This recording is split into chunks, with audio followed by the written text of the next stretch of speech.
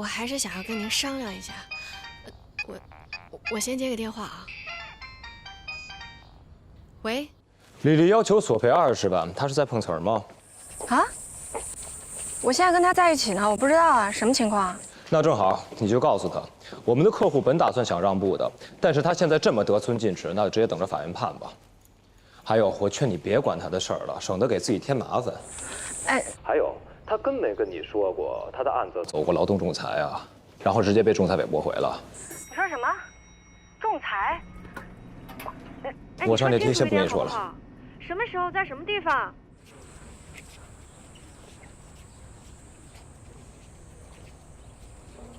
是他们律师打的电话吧？他们说您要索赔20万。啊？不是，他们现在打算给多少啊？您这个案子做过劳动仲裁啊？对啊，那您为什么不告诉我们啊？因为如果我告诉你们了，你们很有可能就不接我这案子了。我们现在也可以不接您这个案子的。哼，那可不行，你们现在已经接了。你们有律协吧？律协是不是管这事儿？我现在就给律协打电话。律师在接受委托之后没有正当理由，的确是不能拒绝代理。可是现在我们有正当理由了。什么正当理由啊？委托人故意隐瞒和案件相关的重要事实，律师有权拒绝代理。我问过你们，仲裁后能不能再告？是你们说可以的呀。是，仲裁之后如果对结果不满意，的确可以到法院再告。但是您不应该隐瞒您已经仲裁过的这个事实啊。您上班1个月都不到，实习期都没有过，我觉得法院无论如何都不会站在您这边的。您要是不信的话，您可以再问几个律所咨询一下。我就是因为上网找了个律师问了，他说可以索赔20万，所以我才想试一下的。那您是不是打算找那个律师帮您去做代理呢？他说先要给的律师费，按索赔标的30%，那就是6万块钱。那您给了没有？当然没有了，我又不傻。我上网把他所有打过的官司都查了一遍，基本上都是输的。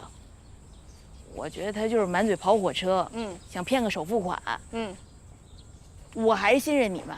我也查罗律师了，还托人打听，说他是你们律所最好的律师，一般人想请他打官司还请不到呢，是吧？你说咱那天多巧哈，就正好在楼下，那都是缘分。回头你也跟罗律师说一声。过去就过去了，让他别往心里去，啊。过去就过去了。是。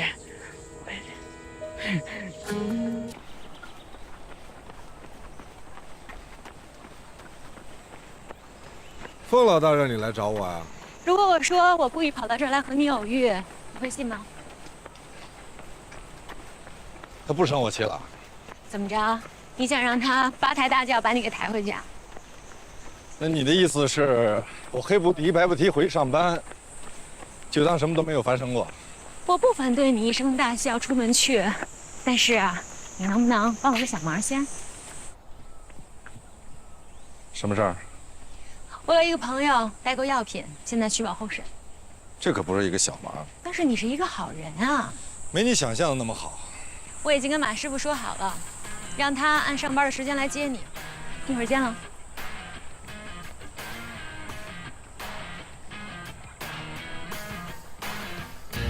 喝哪个呀？原味的，谢谢你。哎，我先走了。罗律，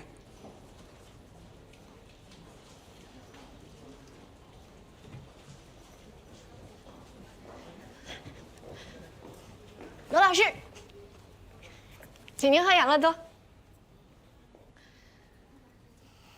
有什么要告诉我的吗？有，李丽决定接受您的建议，和玲珑美食和解。那个案子不是已经归何塞管了吗？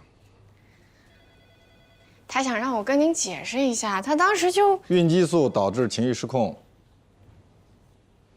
我不介意，还有别的事儿吗？啊，您的电脑密码我改成我父亲的忌日了。为什么？谁让你改的？因为我发现有人从你电脑里面去考客户的资料。谁？老红。